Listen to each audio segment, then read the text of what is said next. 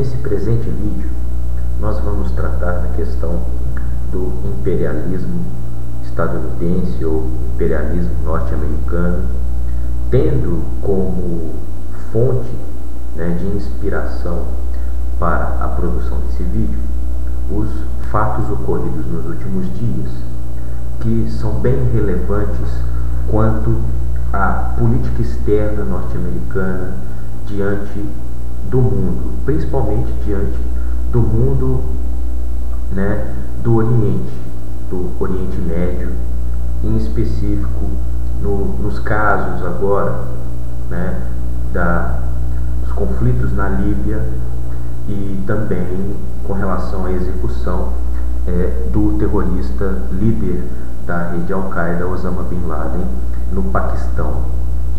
Pois bem, esses eventos todos, esses conflitos deflagrados no Oriente Médio, capitaneados por interesses norte-americanos e defendidos por organizações internacionais que servem aos interesses norte-americanos, como por exemplo a ONU, a OTAN, que são braços institucionais dos interesses do governo americano.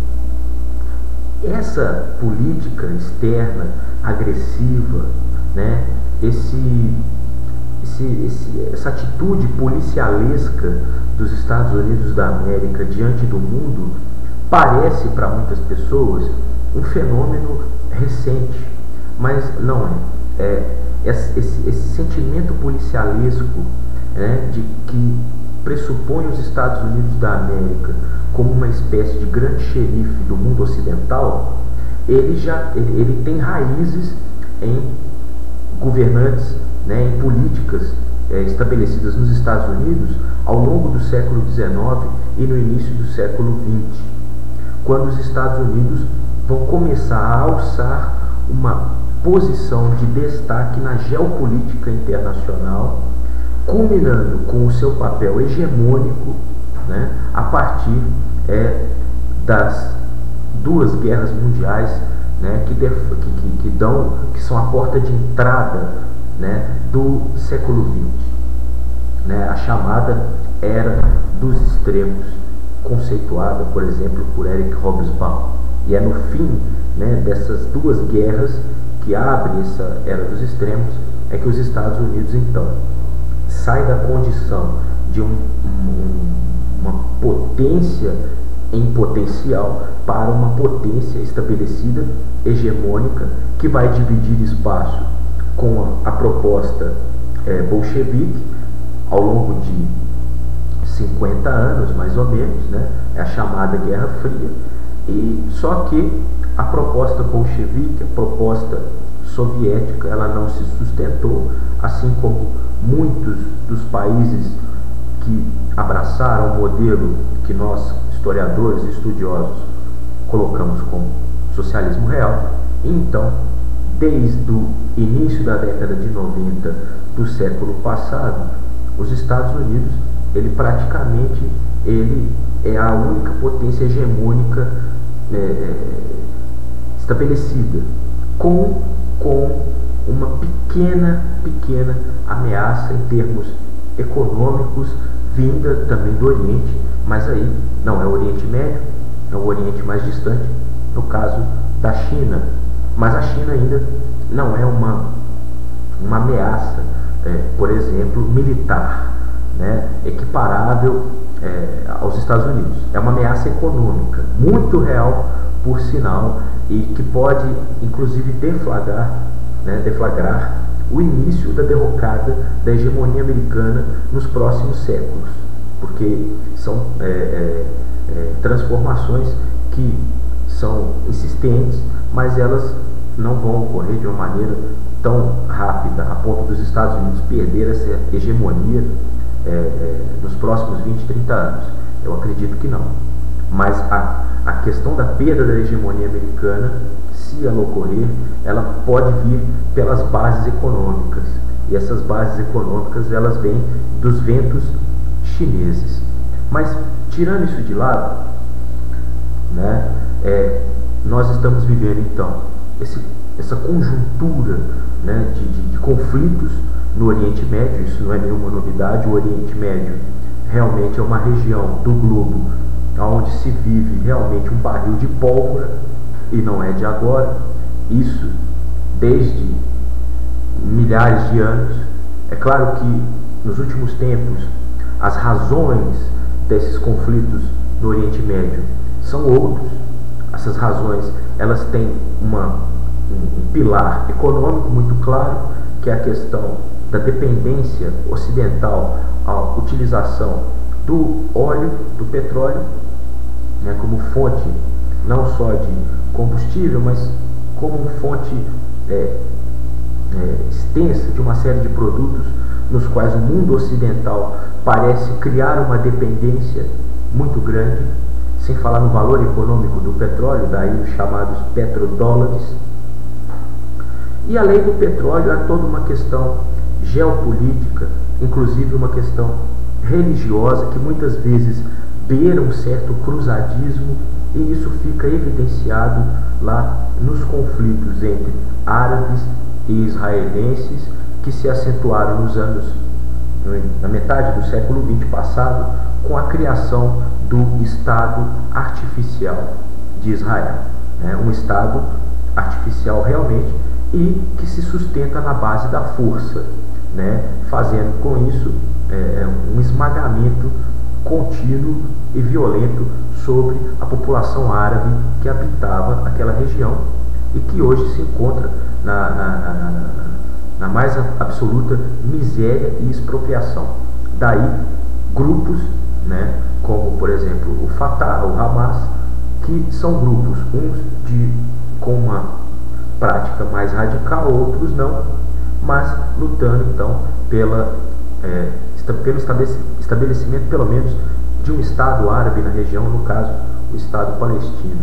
E os Estados Unidos da América, já que nós estamos tratando aqui de imperialismo estadunidense, imperialismo norte-americano, os Estados Unidos da América vão angariar todos os esforços, todo o apoio possível e imaginário aos interesses de Israel. Israel é um aliado histórico dos Estados Unidos da América, né, na sua base ideológica, inclusive, né, o judaísmo ele tem contribuições efetivas, né, à economia norte-americana, à política norte-americana, à formação dos Estados Unidos também. E, além disso, os Estados Unidos foram fundamentais para a criação desse Estado artificial de Israel no Oriente Médio. Bom, eu falei no início deste vídeo que as raízes históricas do imperialismo norte-americano, que esse fenômeno do imperialismo norte-americano não é recente. Ele está agudo na mídia agora, daí a razão deste vídeo, devido aos ataques à Líbia, né, iniciados pelos americanos, mas por uma questão política, o governo Obama ele sai um pouco fora disso e deixa nos braços da ONU. Porém, a ONU nada mais é do que um boneco ventríloco do governo americano. E não tenho dúvida, no último sábado bombardearam a casa do governante líbio. Ele não foi morto ainda, né, mas netos e filhos do ditador Muammar Gaddafi, que é filhotinho dos interesses americanos. Os americanos, nessas últimas décadas, parece que vem queimando arquivos no Oriente Médio, ou seja, antigos aliados, né, hoje descartados, né, são retirados do poder, né, não se sabe, se imagina, claro, o interesse é o interesse capitalista por excelência, a questão da exploração do óleo, né, das riquezas minerais lá do Oriente Médio, que são um alimento, combustível, né, para o consumo exacerbado do modelo de vida norte-americano, né, da American Way of Life.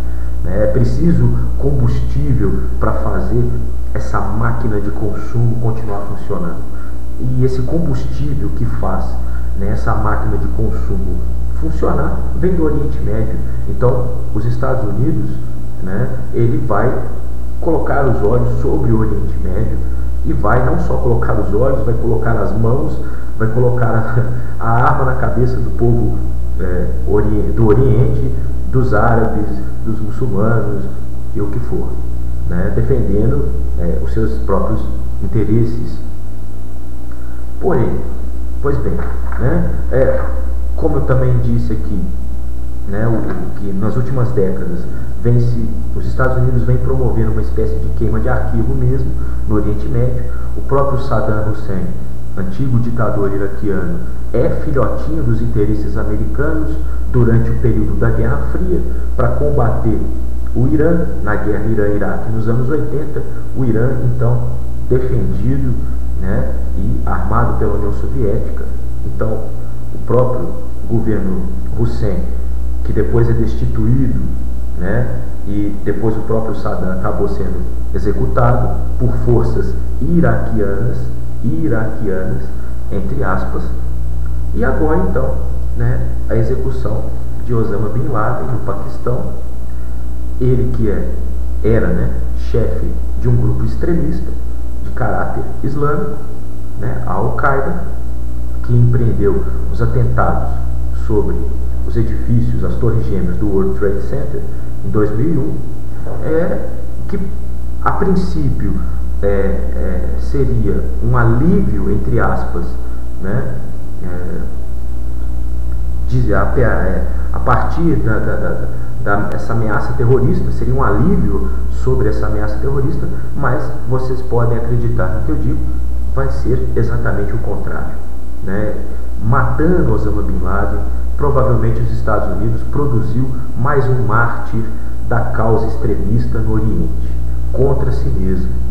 E não é à toa que nesses próximos dias todas as forças de segurança dos Estados Unidos, da Grã-Bretanha, da Itália, de países que formam essa coalizão ocidental, que respondem a interesses americanos, não há um interesse geral, mas nada mais é do que um abaixar de cabeças perante o Império, né, vão sofrer retaliações e retaliações violentas, provavelmente de grupos terroristas aí, já que uma das lideranças, né, desses extremismos acabou sendo executado agora há poucos dias. Porém, vamos lá, os Estados Unidos, como eu disse, eles têm essa postura policialesca, como se fossem os xerifes, né, do mundo ocidental. Não é de agora. Isso é uma atitude norte-americana desde os idos do século XIX e início do século XX.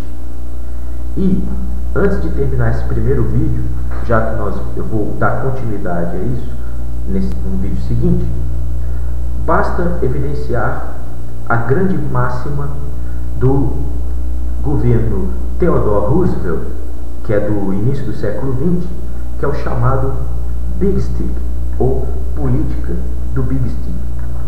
Theodore Roosevelt dizia assim, pegando o gancho, né, de uma expressão africana, ele dizia assim: speak softly and carry a big stick. Ou seja, speak softly, fale com calma, né?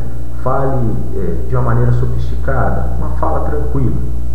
And carry, e carregue, né, traga consigo a big stick, um grande porrete. Ou seja, se tratando de política externa, desde os tempos de Theodore Roosevelt, presidente americano no início do século XX, se não me engano, 1901, né, é que nós temos essa lógica do big stick, do grande porrete, para se tratar de assuntos internacionais, defendendo os interesses americanos. Ou seja, na hora de lidar com o mundo, com o outro, eu falo manso, mas eu carrego um grande porrete na mão. Até mais.